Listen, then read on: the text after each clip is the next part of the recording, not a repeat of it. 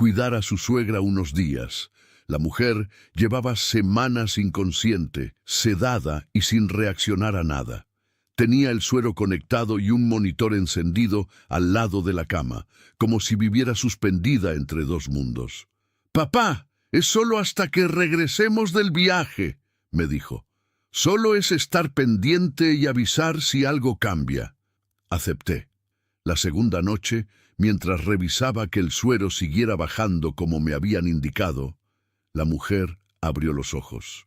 Me sujetó el brazo con una fuerza que no esperaba y susurró algo tan bajo que casi no lo escuché. «No confíes en tu hija». Respiró con dificultad. Luego completó. «Porque tú eres el siguiente». Antes de continuar, suscríbanse al canal y díganme en los comentarios desde dónde nos están escuchando. Mi nombre es Ernesto Salazar, tengo 68 años y siempre creí que la familia era lo único que no podía fallar. Vivo solo desde hace 4 años, desde que perdí a Carmen. Nuestra casa en Monterrey, esas paredes gruesas y ese patio interior que compramos juntos hace décadas, se quedaron en silencio de golpe cuando ella se fue. No era un silencio tranquilo, era de esos que se meten en el pecho y se quedan ahí.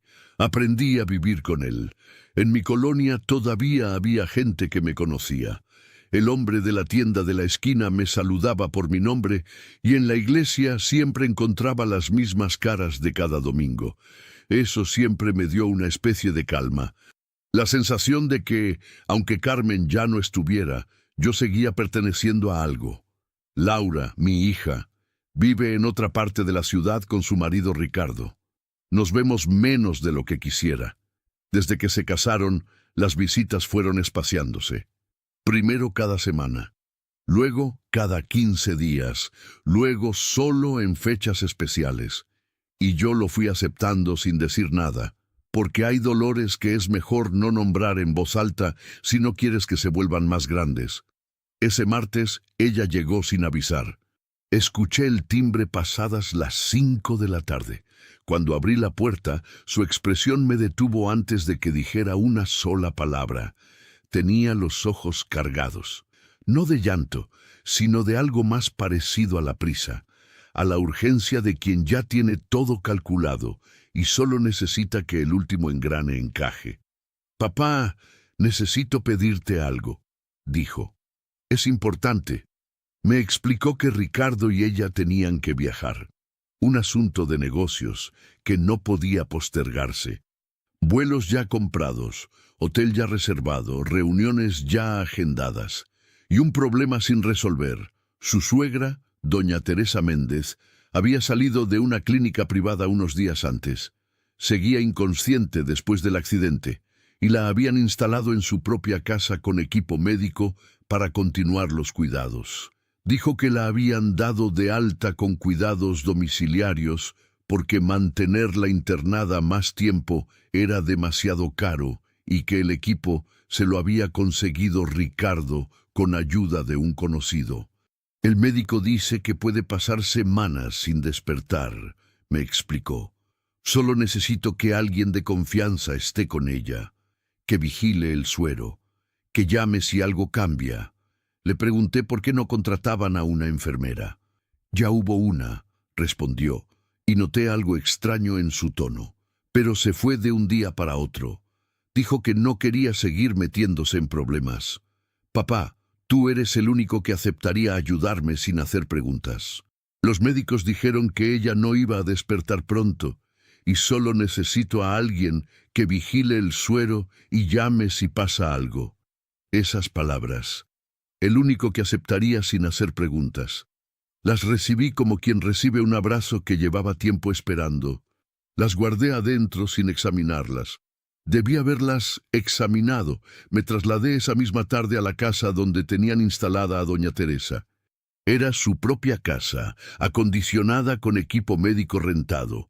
Una cama articulada, un monitor encendido al lado de la cama, un suero conectado a su brazo derecho, un aparato que emitía un pitido suave y constante.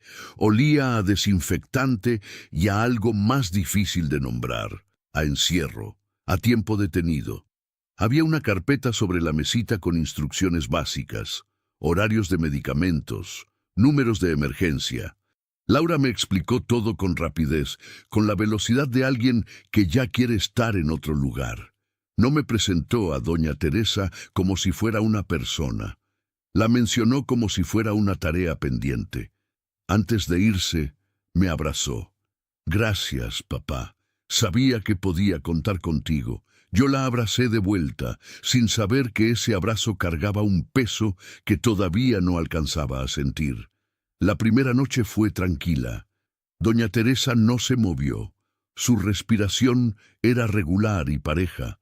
El monitor pitaba sin cambios. Yo dormité en el sillón junto a su cama, despertando cada hora para revisar que todo estuviera en orden, que el suero siguiera fluyendo, que nada en la pantalla mostrara una alarma. Me pregunté qué clase de mujer era. Ricardo casi nunca hablaba de ella. Laura tampoco. Solo sabía que era viuda, que vivía sola y que tenía una casa grande en esta misma ciudad. La segunda noche cambió todo.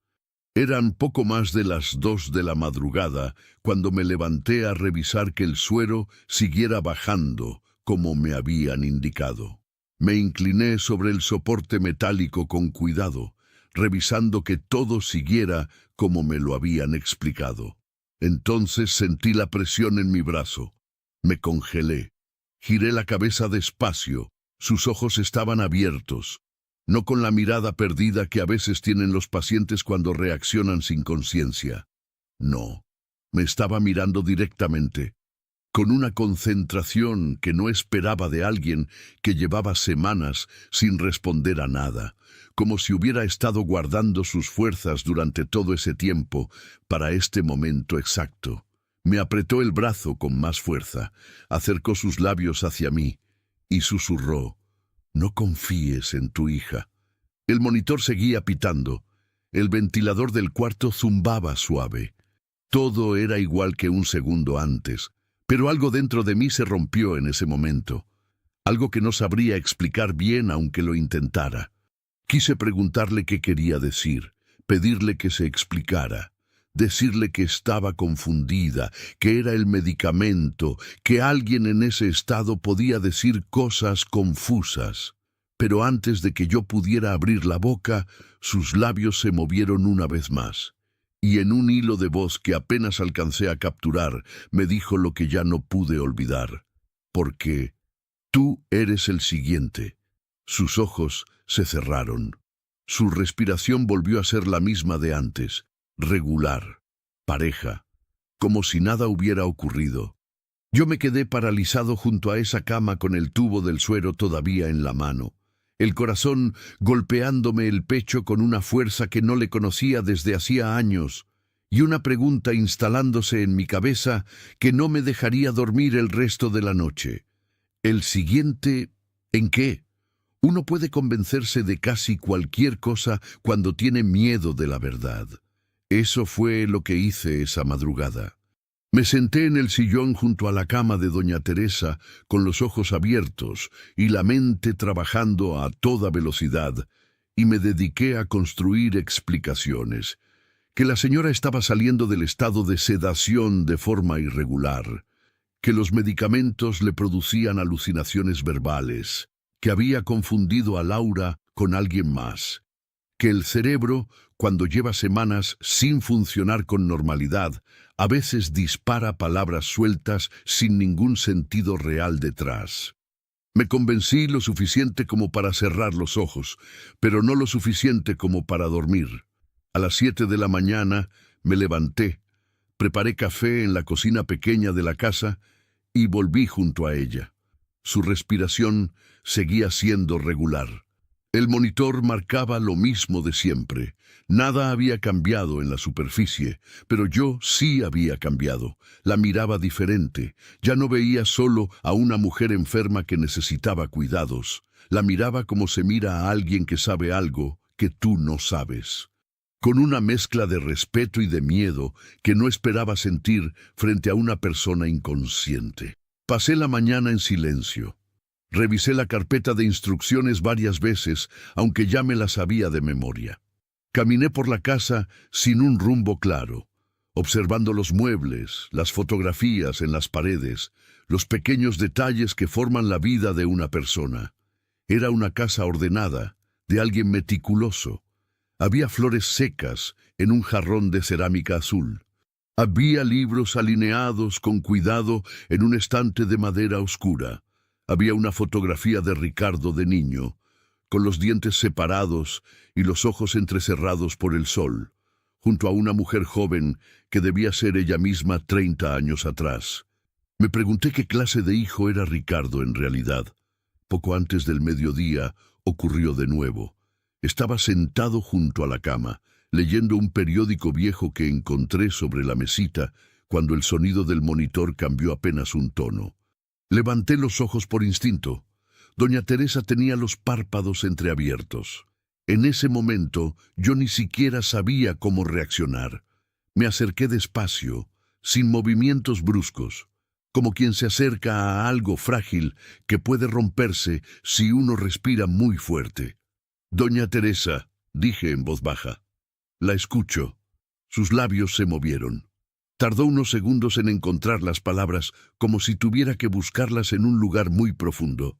«Días antes», susurró. Escuché todo. Le pedí que se tomara su tiempo, que respirara, que no se esforzara más de lo necesario. Ricardo y ella, continuó, con la voz rasposa pero firme. Discutían por dinero, deudas, un plan. Hizo una pausa larga. Su pecho subía y bajaba con esfuerzo. Una frase, dijo. No la olvidé.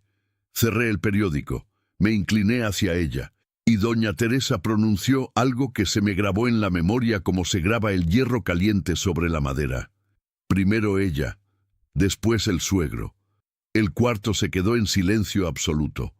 Solo el pitido del monitor, solo el zumbido del ventilador, solo mi propia respiración, que de repente no encontraba su ritmo normal. ¿Está segura de lo que escuchó?, le pregunté. Pero sus ojos ya se habían cerrado otra vez. Me quedé sentado sin moverme durante un tiempo que no supe calcular. El café que había dejado sobre la mesita se fue enfriando sin que yo lo tocara. La luz de la tarde empezó a entrar por la ventana y a pintar sombras largas sobre el piso de madera. Primero ella, después el suegro. Ella era doña Teresa. Eso era evidente. ¿Y el suegro? El suegro de Ricardo era yo. Intenté razonar con calma, intenté decirme que era una mujer confundida, que las semanas en ese estado alteran la memoria, que quizás había escuchado mal, o que las palabras significaban algo diferente en un contexto que yo no conocía. Pero había algo en su voz. Ya no me sonó a delirio, me sonó a recuerdo. A uno de esos recuerdos que una persona repasa en silencio una y otra vez hasta encontrar la forma de decirlo. Me levanté y caminé hasta la ventana. Monterrey estaba ahí afuera, con su ruido de siempre, sus calles anchas, su cielo que a esa hora se volvía de un naranja sucio. Una ciudad que yo conocía de memoria, una ciudad donde creí que nada podía sorprenderme. Me equivoqué. Estaba pensando en llamar a Laura para preguntarle algo, cualquier cosa, solo para escuchar su voz y tratar de detectar si había algo que se me había escapado todos estos años cuando el teléfono sonó. Era ella. Lo miré sonar 3 veces antes de contestar. «Hola, papá», dijo con una voz tranquila, casi demasiado tranquila. «¿Cómo van las cosas por allá?» «Bien», respondí. «Todo en orden». Hubo una pausa breve, solo 2 o 3 segundos. Pero en esos 2 o 3 segundos sentí que me estaban examinando desde el otro lado del teléfono. Y entonces Laura hizo una sola pregunta. Una pregunta que, en cualquier otra circunstancia, habría sonado completamente normal. ¿Sigue igual? Hay preguntas que parecen inocentes hasta que te das cuenta de que nadie las haría si en verdad lo fueran. Contesté que sí, que doña Teresa seguía igual, que todo estaba tranquilo. Lo dije con la voz más natural que pude construir en ese momento, que no era muy natural, pero aparentemente fue suficiente. Laura se despidió rápido, sin preguntar cómo estaba yo, sin preguntar si necesitaba algo, sin el tono de una hija que extraña a su padre, solo esa pregunta, y luego el silencio. Dejé el teléfono sobre la mesa y me quedé mirándolo como si fuera a decirme algo más. La noche que siguió a esa llamada casi no pude dormir. Me la pasé dando vueltas en el sillón, escuchando el pitido del monitor, revisando mentalmente cada conversación que había tenido con Laura en los últimos meses, buscando señales que no había sabido leer, momentos donde algo no cuadraba, y yo lo había ignorado porque era más fácil ignorarlo que enfrentarlo. Las encontré, más de las que esperaba. Al día siguiente amanecí con una decisión tomada. Si había algo raro en esa casa, yo lo iba a encontrar. Empecé por lo más sencillo. Revisé la carpeta de instrucciones médicas con más cuidado que las veces anteriores. Los horarios estaban anotados con letra apretada, los nombres de los medicamentos escritos a mano. Había 3 frascos junto a la cama, todos etiquetados. Los revisé uno por uno. 2 eran soluciones para el suero. Los conocía, los había visto en hospitales cuando Carmen estuvo enferma. El tercero no lo reconocí. Tenía el sello intacto, sin abrir. En ese momento no entendí por qué estaba ahí, separado de los demás. Más tarde empecé a sospechar que ese frasco no estaba guardado por descuido, sino porque alguien esperaba que siguiera usándose sin hacer demasiadas preguntas.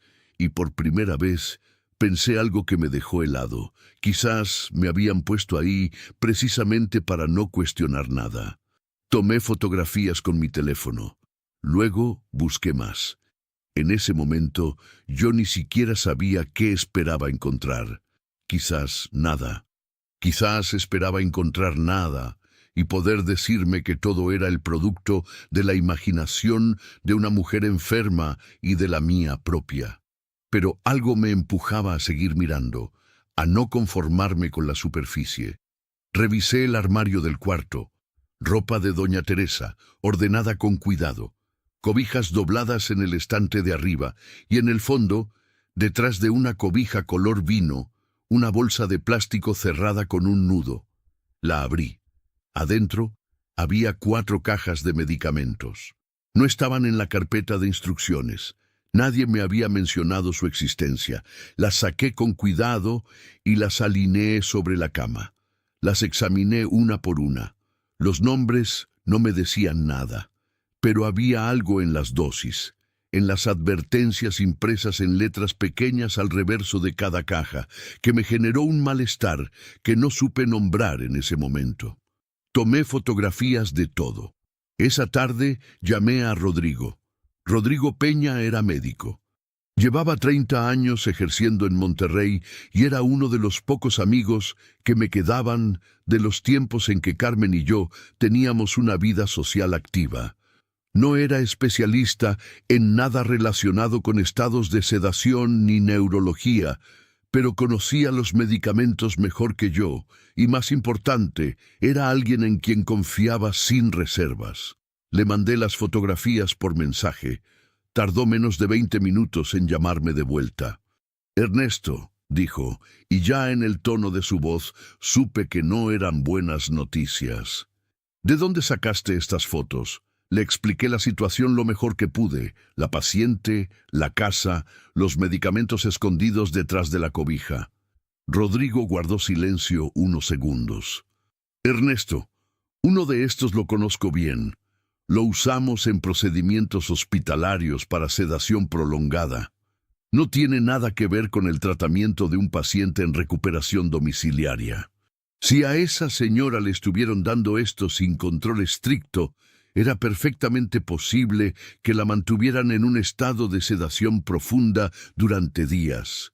Eso no encaja con una recuperación normal en casa. ¿Estás seguro del primero?» «Del primero, completamente. De los otros, te confirmo mañana temprano. Pero Ernesto, con ese solo ya tienes un problema muy serio». Me senté en el borde de la cama. Empecé a sospechar que el accidente no explicaba por sí solo el estado en que la tenían. Y sin embargo había despertado 2 veces, como si su cuerpo estuviera peleando desde adentro contra algo que le impedía salir a la superficie. Colgué el teléfono y me quedé sentado en silencio. Afuera la tarde caía rápido. El cuarto empezaba a llenarse de sombras. El monitor pitaba con su cadencia de siempre, completamente ajeno a todo lo que yo acababa de descubrir. Miré a doña Teresa. Era una mujer a la que, por alguna razón, querían mantenerla sedada, con paciencia, con cuidado de no dejar huellas obvias, con la tranquilidad de quien sabe que nadie va a hacer preguntas incómodas. Me levanté y empecé a caminar por la casa sin un destino claro. Necesitaba moverme. Necesitaba que mi cuerpo hiciera algo mientras mi cabeza procesaba todo. Fue entonces cuando vi la carpeta. Era una carpeta de cartón café con el lomo reforzado. No era algo que alguien hubiera traído. Tenía el polvo de los objetos que llevan tiempo en un mismo lugar. Una pequeña mancha de humedad en la esquina inferior que el mueble le había ido imprimiendo con los años. Era la carpeta de doña Teresa. Sus propios documentos en su propio escritorio, donde siempre habían estado. No estaban escondidos como para que nadie los encontrara. Estaban guardados como quien cree que nadie va a mirar con atención.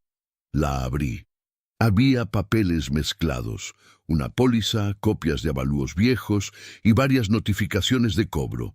No era una carpeta ordenada para consulta, parecía más bien un lugar donde Teresa había ido guardando todo lo importante con los años.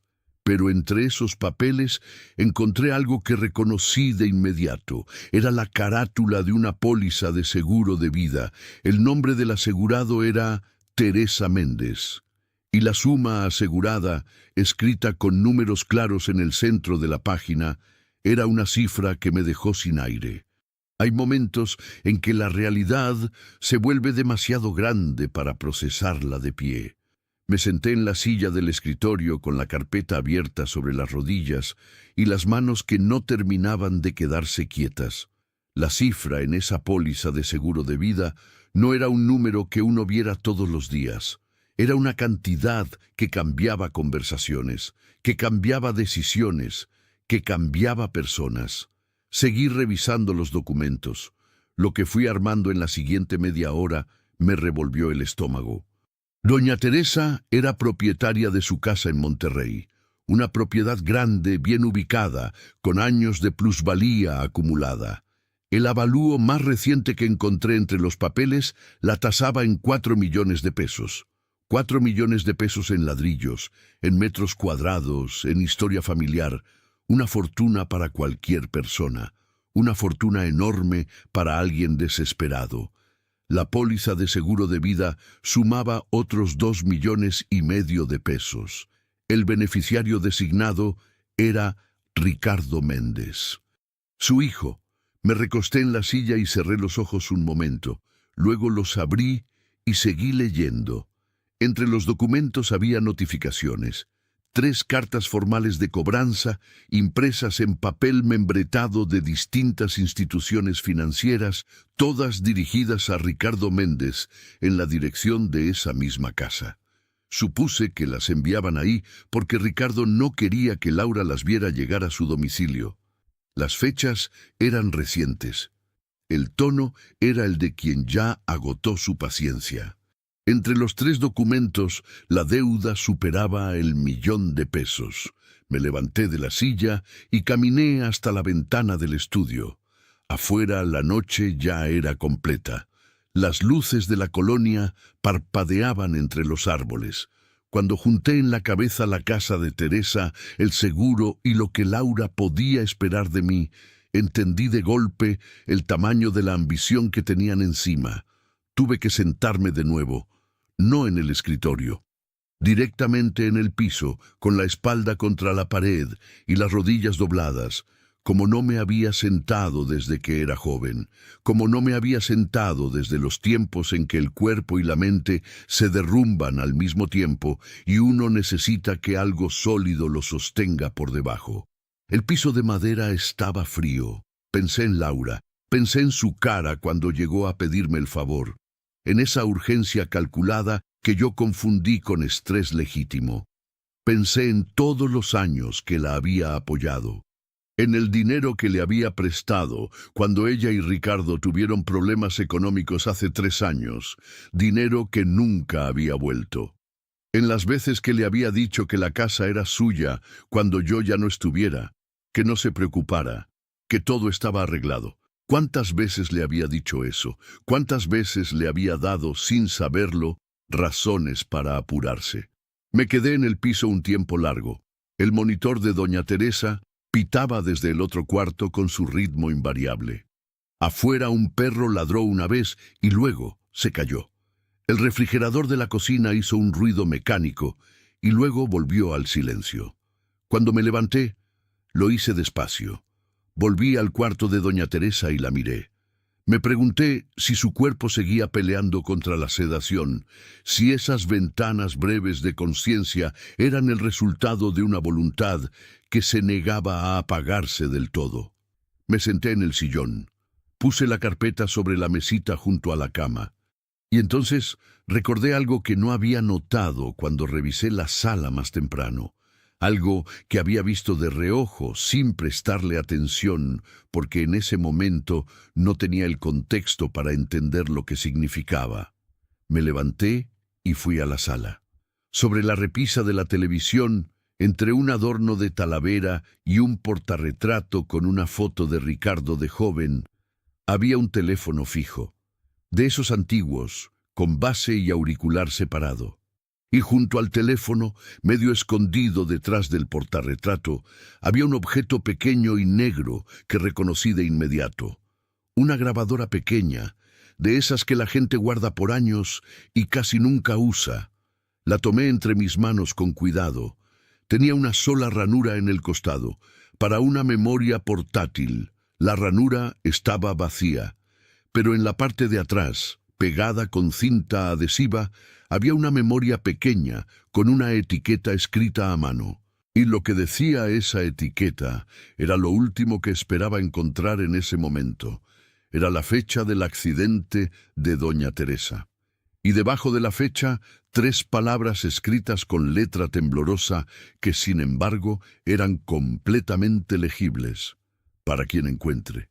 Hay verdades que uno tarda años en entender, y hay otras que te caen encima en un segundo. Sostuve esa memoria pequeña entre los dedos durante un tiempo que no supe calcular. Era un objeto diminuto, liviano, del tamaño de una uña. Y sin embargo, sentí su peso como si fuera una piedra enorme que alguien me hubiera puesto en la palma de la mano sin pedirme permiso. Para quien encuentre. Doña Teresa la había preparado antes del accidente. Eso significaba que ella sabía que algo podía pasarle, que había tenido tiempo de grabarlo, de etiquetarlo, de esconderlo donde alguien pudiera encontrarlo si ella no podía hablar por sí misma. Lo había hecho sola, en silencio sin decirle a nadie, con la frialdad de una mujer que entiende que está en peligro y que sus únicos recursos son los que tiene al alcance de la mano. Fui a buscar mi teléfono. Tardé varios minutos en encontrar una aplicación que pudiera leer ese tipo de memoria.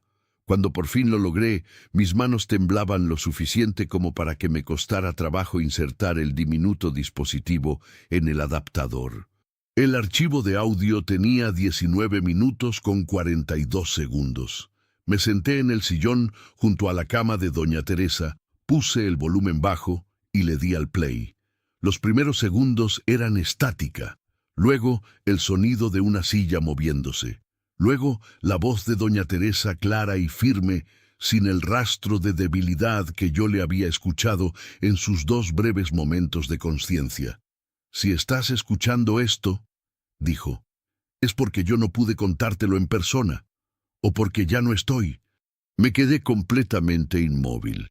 Lo que voy a decir es la verdad. Lo escuché con mis propios oídos, en mi propia casa, 4 días antes del accidente. Hubo una pausa, el sonido de su respiración. Luego continuó. Ricardo y su esposa discutían en la cocina.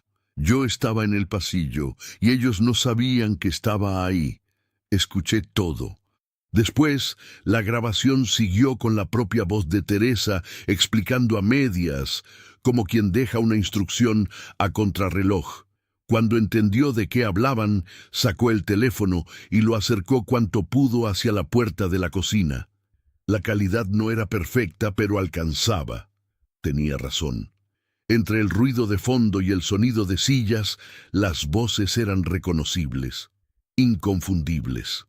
Ricardo hablando bajo, con esa tensión de quien intenta no gritar, pero ya no puede controlarlo del todo. No podemos seguir esperando. Los acreedores me llamaron esta semana. Ya no hay más plazos, Laura. Y luego, la voz de mi hija. Era la voz que yo había escuchado durante toda su vida, pidiéndome consejo, llorando cuando algo se rompía, agradeciéndome favores que ahora entendía de otra manera. Ya lo sé, dijo Laura, pero hay que hacerlo bien, sin prisa, sin errores. ¿Cuánto tiempo más? Una pausa. Si todo sale bien, dijo Laura, en unos meses todo será nuestro. El cuarto se quedó en silencio. No el silencio del monitor pitando y el ventilador zumbando. Un silencio diferente, el que se instala adentro de uno cuando algo que formaba parte de su estructura interna se rompe y el resto del edificio no sabe todavía si va a sostenerse. Seguí escuchando. Ricardo otra vez. ¿Y el viejo? Una pausa más larga esta vez. 3 segundos. 4.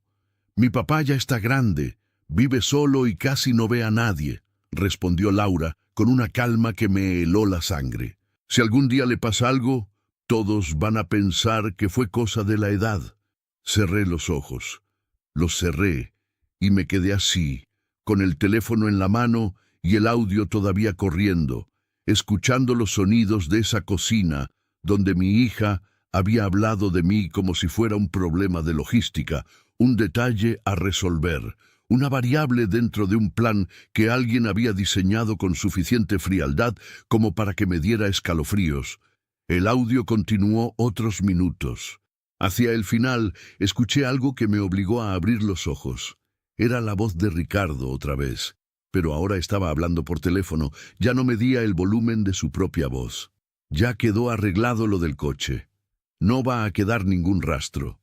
Silencio del otro lado. ¡No!, continuó Ricardo. Cuando eso pase, va a parecer un accidente cualquiera. Nadie va a preguntar demasiado. El audio se cortó. Me quedé sentado con el teléfono en la mano y los ojos fijos en el techo. El monitor de doña Teresa pitaba a mi lado. Afuera, el viento movía algo en el jardín y el sonido entraba por la ventana entreabierta como un susurro. Pensé en Carmen. Quizás porque cuando la vida se tuerce de una manera que no tiene sentido, uno busca instintivamente a la persona que lo ayudaba a encontrarlo. Carmen siempre supo ver las cosas con claridad cuando yo no podía. ¿Qué me diría ahora? Me diría que dejara de sentarme, que me levantara y actuara antes de que fuera tarde. Me levanté. Fui al baño, me mojé la cara con agua fría. Me miré en el espejo más tiempo del necesario. El hombre que me devolvía la mirada desde el otro lado del vidrio era el mismo de siempre, pero algo en su expresión había cambiado en las últimas horas. Era la cara de alguien que ya sabe y que ya no puede pretender que no sabe. Volví al cuarto de doña Teresa y me senté a su lado.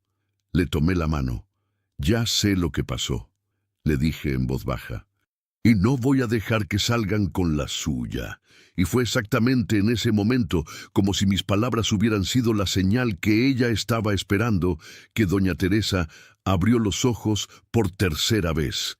Esta vez más consciente que en las veces anteriores. Y lo que me dijo cambió todo lo que yo creía saber sobre la noche del accidente. Hay momentos en que uno mira a alguien a los ojos y entiende que lo que está a punto de escuchar va a dividir su vida en dos partes. Sus ojos estaban abiertos, y esta vez había algo diferente en ellos. No la urgencia desesperada de las veces anteriores. Esta vez, Había claridad, una lucidez tranquila y dolorosa, como la de alguien que ha tenido demasiado tiempo para pensar y ya llegó a sus propias conclusiones. Me incliné hacia ella. «Doña Teresa», dije. Escuché la grabación. Sus labios se movieron. Tardó unos segundos en producir sonido.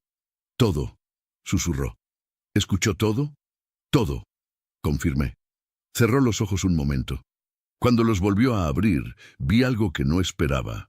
No era miedo. Era alivio. El alivio enorme y agotado de quien ha estado cargando un secreto sin saber si alguien iba a llegar a tiempo para recibirlo. «El coche», dijo. «Necesito contarle del coche». Le pedí que se tomara su tiempo, que respirara despacio. «Esa noche», comenzó, con la voz rasposa pero continua. «Yo iba a casa de una amiga. Era un trayecto que había hecho cientos de veces. Conozco cada calle. Conozco mi coche mejor que nadie». Hizo una pausa. Su pecho subía y bajaba con esfuerzo. Cuando tomé la bajada hacia el bulevar, frené, o intenté frenar. El pedal se fue hasta el fondo sin resistencia, como si no hubiera nada conectado, como si alguien hubiera cortado algo que debía estar ahí. La miré sin interrumpirla. Alcancé a girar hacia la banqueta para evitar chocar de frente con otro carro. Continuó. Me golpeé contra el poste. El airbag se abrió. Y lo último que recuerdo antes de perder el conocimiento es haber pensado, Ricardo lo hizo. El monitor pitaba. El viento seguía moviendo algo afuera. Yo no me moví. «¿Por qué estaba tan segura?», le pregunté.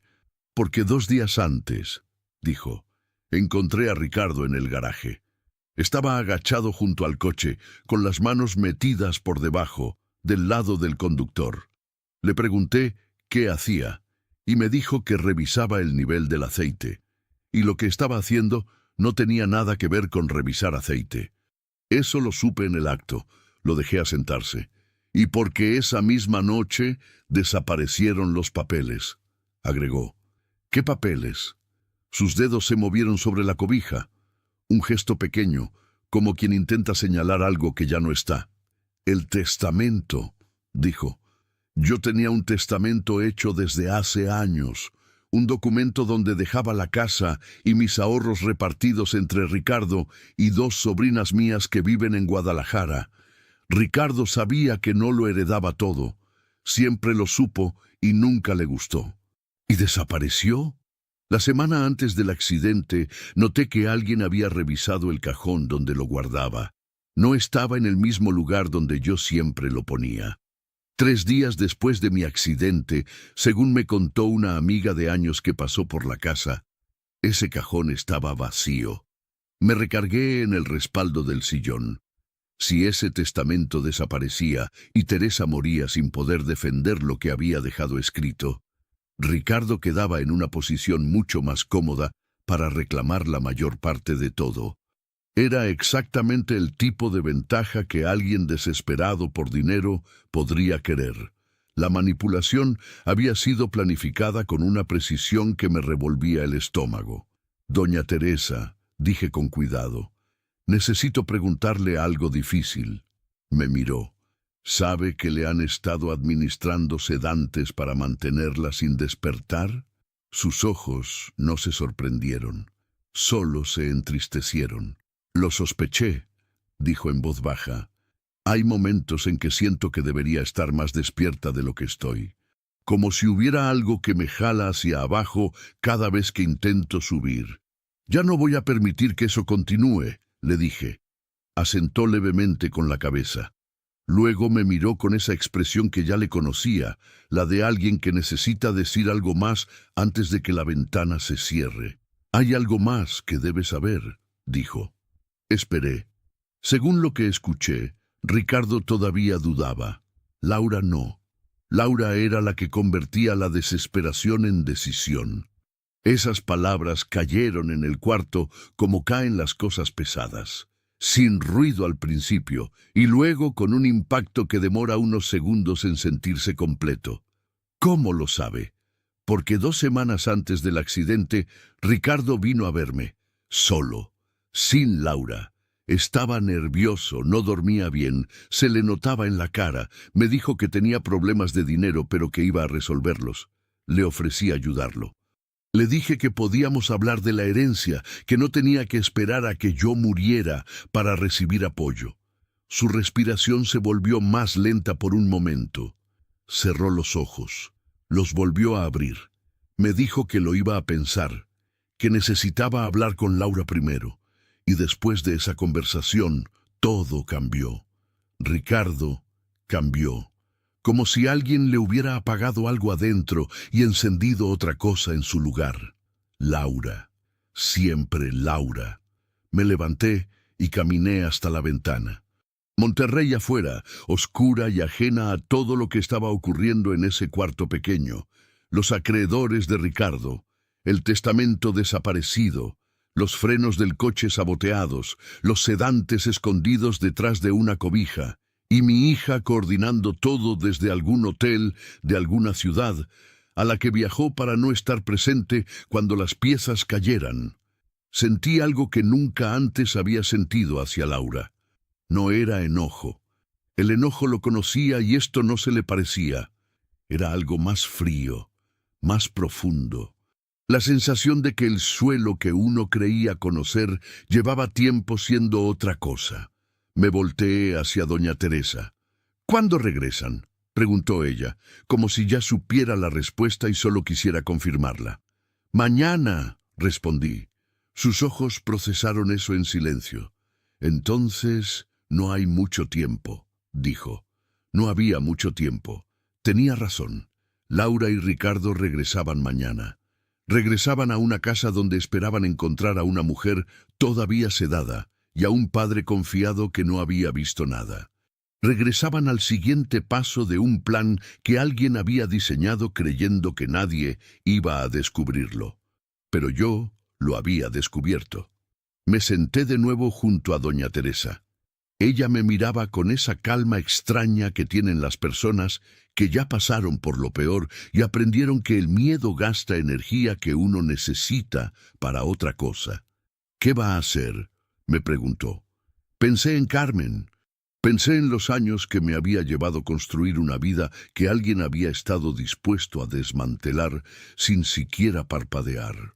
Pensé en doña Teresa aguantando semanas de sedación, peleando desde adentro para poder abrirle los ojos a un desconocido y decirle la verdad.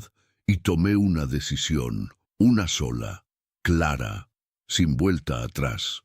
Voy a estar listo cuando lleguen, dije. Hay una diferencia enorme entre reaccionar y prepararse. Toda mi vida reaccioné. Esa noche me preparé.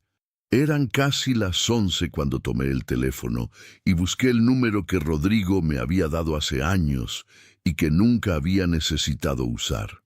Un abogado, no cualquiera, el que él me recomendó cuando tuve el problema con los papeles de la casa después de la muerte de Carmen.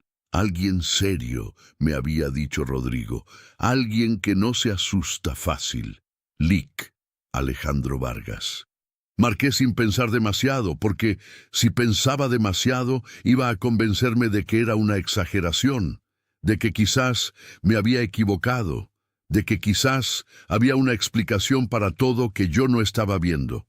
Y ya había pasado suficiente tiempo convenciéndome de cosas que no eran ciertas, contestó al tercer timbrazo con la voz ronca de alguien que ya estaba durmiendo.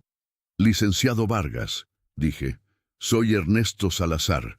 Me recomendó el doctor Rodrigo Peña. Sé que es tarde y le pido una disculpa, pero tengo un problema que no puede esperar hasta mañana. Hubo una pausa breve. Luego escuché el sonido de alguien incorporándose en una cama. Cuénteme, dijo. Le conté todo. Desde el momento en que Laura tocó mi timbre hasta la grabación, los sedantes, el testamento desaparecido, los frenos saboteados y la fecha de regreso. Hablé durante casi 20 minutos sin parar, mientras el licenciado escuchaba sin interrumpirme, más que para hacer una pregunta precisa en los momentos donde yo dejaba un hueco. Cuando terminé, él guardó silencio unos segundos. ¿Tiene la grabación?, preguntó. La tengo.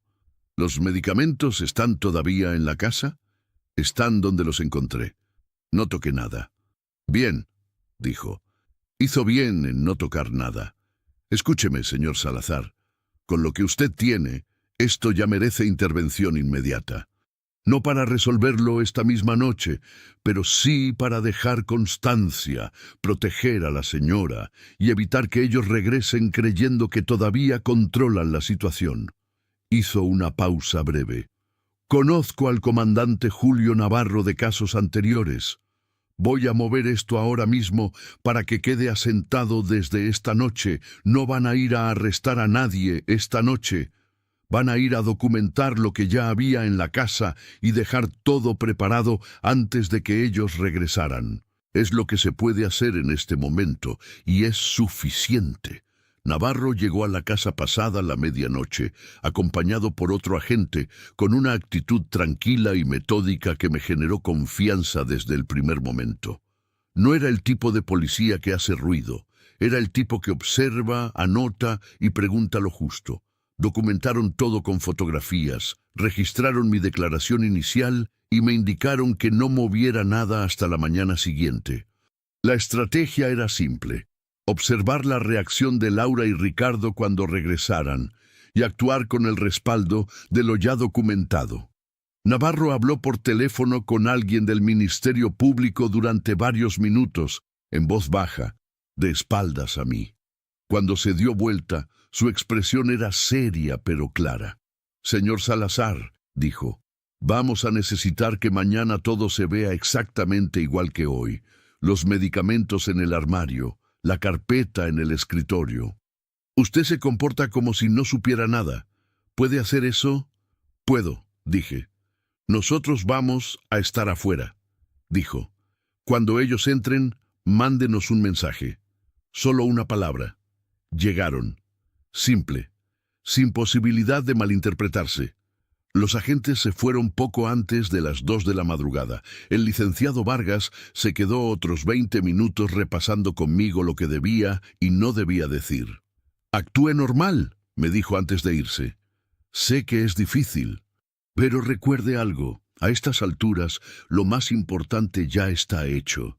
Usted dejó constancia antes de que ellos regresaran. Cuando cerré la puerta detrás de él, el reloj marcaba las 2:40 de la madrugada. Fui al cuarto de doña Teresa. Me miró cuando entré. «¿Cómo va?», susurró. «Todo está listo», le dije. Asintió levemente. Cerró los ojos. Me quedé dormido sin querer en el sillón, con esos pensamientos todavía girando. Me desperté con el sonido de un coche deteniéndose frente a la casa. Eran las 10:15 de la mañana. Me levanté, fui al baño, me mojé la cara, me miré en el espejo y me dije en silencio lo que necesitaba escuchar. Luego salí al pasillo y esperé. Escuché la llave en la cerradura. La puerta se abrió. Laura entró primero. Traía una maleta pequeña de ruedas y lentes de sol que todavía no se había quitado. Detrás de ella, Ricardo cargaba una bolsa de mano y miraba el teléfono mientras caminaba. «Papá», dijo Laura y me dio un abrazo breve. «¿Cómo estuvo todo?» «Tranquilo», respondí. «Sin novedades». Ella se separó de mí y miró hacia el pasillo que llevaba al cuarto. «¿Sigue igual?» «Igual», dije. Algo en su expresión se acomodó. Una tensión que se liberaba. Una confirmación que estaba buscando y que yo le estaba dando. Ricardo me saludó con un apretón de mano y una sonrisa que no le llegaba a los ojos. Luego los dos caminaron hacia el cuarto. Yo los seguí despacio. Cuando entraron y vieron a doña Teresa en la cama, con el monitor pitando y el suero conectado, y todo exactamente como ellos esperaban encontrarlo, Ricardo soltó el aire que había estado conteniendo. «¡Qué alivio!», dijo. Saqué el teléfono del bolsillo. Mandé el mensaje. Una sola palabra. «Llegaron». Y luego lo guardé de nuevo y me recargué en el marco de la puerta, mirando a mi hija mirar a esa mujer en la cama con una expresión que yo nunca había visto en ella y que ahora, con todo lo que sabía, podía leer sin ninguna dificultad. No era preocupación, Era cálculo. Poco después, escuché movimiento en la entrada. Luego la voz del licenciado Vargas diciendo su nombre y pidiendo que nadie se moviera. Luego los pasos del comandante Navarro y su compañero. Laura se giró hacia mí, y en su cara vi el momento exacto en que entendió todo. «Papá», dijo, y su voz ya no tenía nada de la calidez calculada de los últimos días. «¿Qué hiciste?». No respondí de inmediato. El licenciado Vargas entró al cuarto y se presentó. Navarro pidió a Ricardo que se sentara. El otro agente se posicionó junto a la puerta. Entonces el licenciado sacó su teléfono, buscó el archivo de audio y lo reprodujo. La voz de Laura llenó el cuarto. «Si todo sale bien, en unos meses todo será nuestro». El silencio que siguió fue el más pesado que yo había escuchado en toda mi vida. Ricardo miró el piso, Laura me miró a mí, y yo la miré de vuelta, sin apartar los ojos, sin temblar, sin darle lo que claramente estaba buscando en mi cara, alguna señal de duda, algún resquicio por donde entrar y deshacer lo que ya no tenía vuelta atrás. No encontró nada de eso, pero la peor prueba todavía no había aparecido. Hay cosas que uno espera nunca tener que decir en voz alta, porque mientras no se dicen, todavía existe la posibilidad de que no sean completamente ciertas. Ricardo seguía mirando el piso. Laura me miraba a mí. El licenciado Vargas dejó que el silencio hiciera su trabajo durante unos segundos más. Luego guardó el teléfono y abrió la carpeta que traía bajo el brazo. Sacó una hoja y la colocó sobre la mesita junto a la cama de doña Teresa con el cuidado de quien sabe exactamente lo que está haciendo. «Esto es una declaración formal ante el Ministerio Público», dijo, «firmada anoche por el señor Ernesto Salazar en presencia del comandante Navarro. Describe los hechos ocurridos en esta casa durante los últimos 4 días y está acompañada de evidencia física y de audio que ya obra en poder de las autoridades». Laura abrió la boca. «Yo no he hecho nada», dijo. Su voz era firme, demasiado firme. La voz de alguien que ha ensayado esa frase durante mucho tiempo. «Laura», dijo el licenciado con calma, «hay una grabación con su voz. Hay medicamentos que se estuvieron usando fuera de todo control médico para mantener a esta señora sin despertar. Ya había indicios suficientes de que el vehículo había sido manipulado, y eso se iba a incorporar a la investigación. Y hay algo más». Hizo una pausa. «Doña Teresa tiene algo que decir». Todos voltearon hacia la cama. Doña Teresa tenía los ojos abiertos. No sé cuándo había despertado. Quizás llevaba varios minutos consciente, escuchando todo, esperando su momento con la misma paciencia que había demostrado durante semanas. Su mirada recorrió el cuarto despacio. Pasó sobre el comandante Navarro. Pasó sobre el licenciado Vargas. Se detuvo brevemente en mí y en ese instante breve vi algo que no olvidaré. Gratitud pura, sin adornos. Luego su mirada llegó a Ricardo. Su hijo la miró de vuelta. Y en la cara de Ricardo ocurrió algo que yo no esperaba. No fue el enojo de quien es descubierto, no fue el cálculo rápido de quien todavía busca una salida. Fue otra cosa, algo más viejo y más roto, como una pared que lleva tiempo agrietada y finalmente decide caer.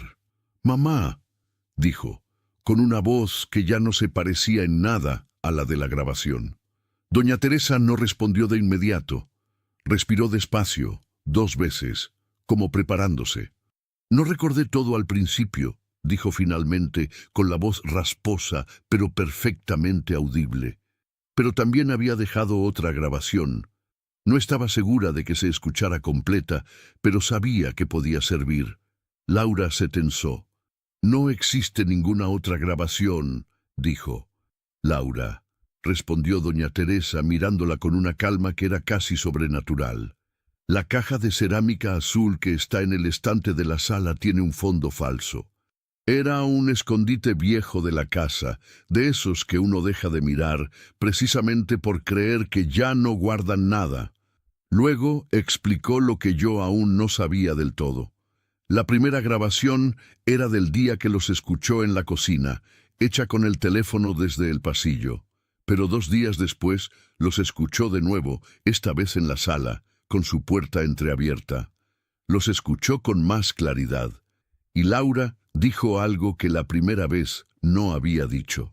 Esa segunda grabación la hizo con una grabadora pequeña que tenía desde hace años.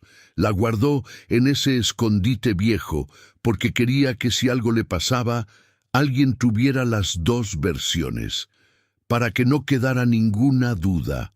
Ricardo cerró los ojos. El comandante Navarro hizo una señal a su compañero que salió del cuarto.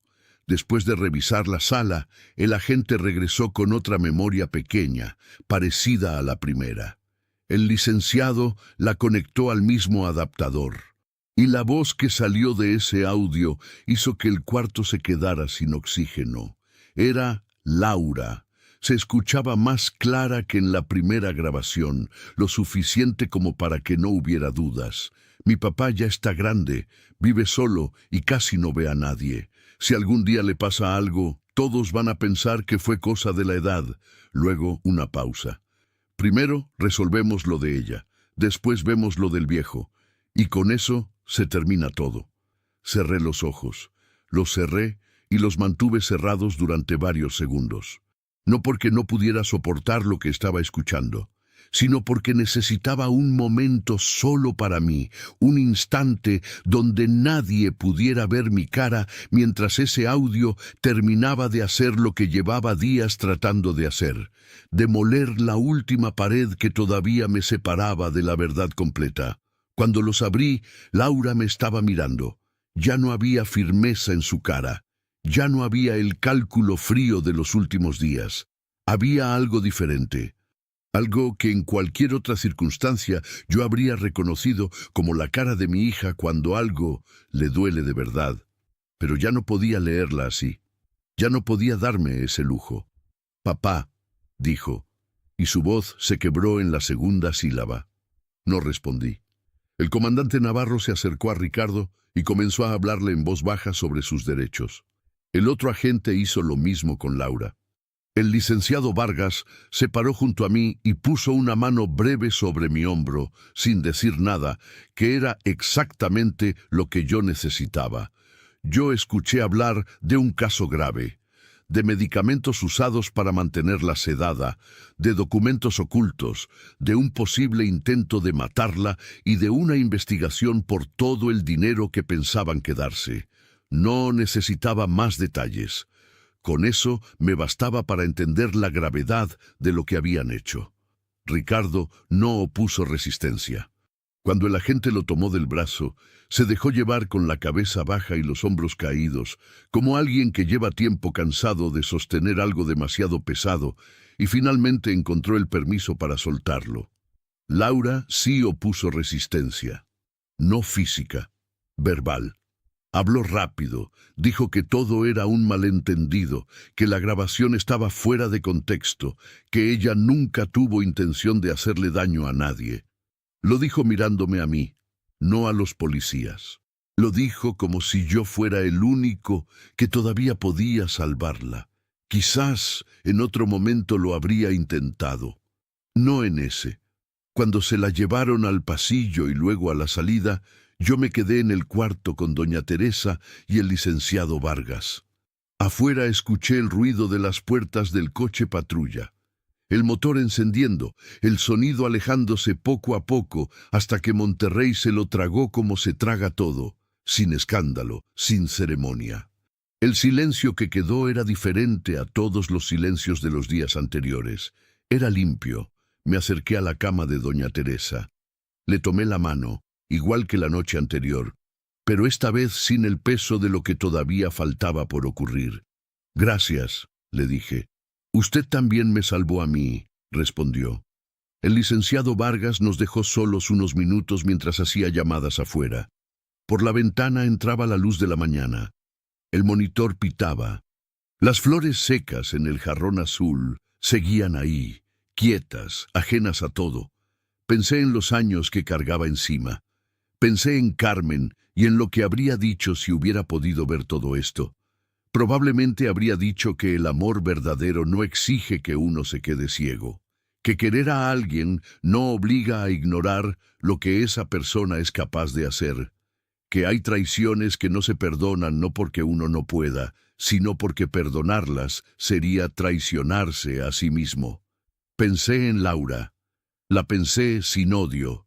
El odio es un lujo que no me podía permitir, porque cuesta demasiada energía, y yo necesitaba lo que me quedaba para otra cosa, para seguir viviendo, para cuidar lo que todavía tenía, para no dejar que lo que había pasado se convirtiera en la definición de todo lo que vino antes. Me equivoqué con ella, y esa equivocación me iba a costar lo que me iba a costar. Pero estaba vivo. Doña Teresa estaba viva. La verdad puede tardar, pero cuando decide salir, ya no hay forma de detenerla. Esa tarde, cuando el licenciado Vargas me acompañó de regreso a mi casa, me detuve en la entrada y miré las paredes viejas, el patio interior, la bugambilia de Carmen que seguía creciendo sin permiso de nadie. Todo seguía en su lugar. Me senté en el sillón del patio, con el sol de la tarde pegándome de lleno en la cara, y dejé que el silencio fuera solo silencio, sin amenaza, sin preguntas, sin el peso de algo que todavía no entendía. Y entendí algo que no voy a olvidar. A veces la única venganza que vale es seguir de pie cuando ya te daban por acabado, porque la peor traición no viene de un enemigo. Viene de alguien a quien le abriste la puerta sin imaginar que algún día iba a usar tu confianza